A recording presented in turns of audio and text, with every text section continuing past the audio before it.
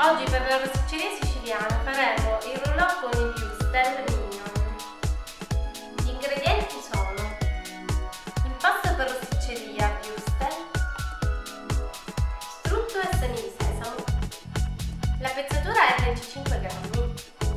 In alto trovate il link per la ricetta dell'impasto. Adesso spennelliamo con lo strutto la teglia.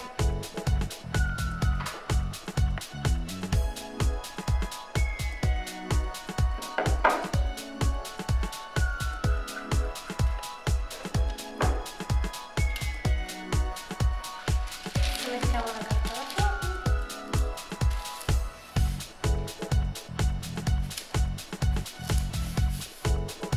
Adesso spennelliamo la carta forno.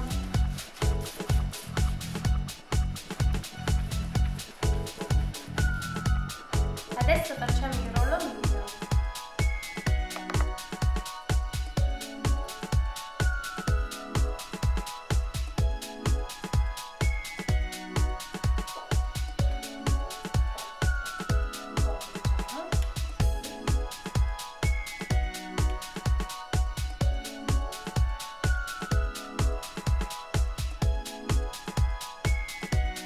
Lo facciamo lievitare un'oretta.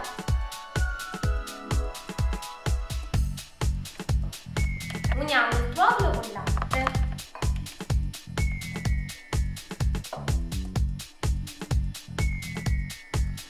Abbiamo fatto lievitare per un'altra ora. Adesso passiamo il tuorlo con il latte sul pezzo di rosticceria. Prima di infornarlo, tagliamo i pezzi.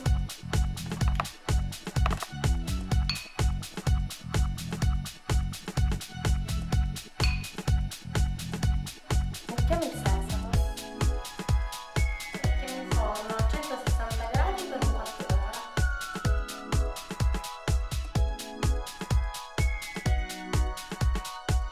I nostri rouleau con gli wurstel mignon sono pronti. Di seguito troverete alcuni link per fare altri pezzi di rosticceria siciliana grandi e mini.